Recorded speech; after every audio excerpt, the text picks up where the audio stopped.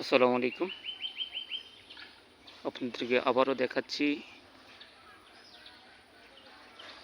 চাঁদপুর সদর উপজেলার ৪ নং শাহ মোহাম্মদপুর ইউনিয়নের বিশ্বখালে মাছের অবাধ বিচরণ। এখানে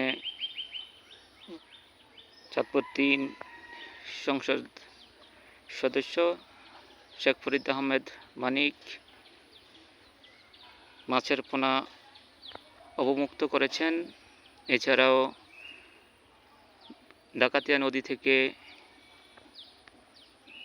প্রচুর বাটা মাছ এসেছে। খাল খননের পর থেকে এই মাছগুলো প্রতিদিনই সার্বক্ষণই বলা যায় বাসা অবস্থায় থাকে।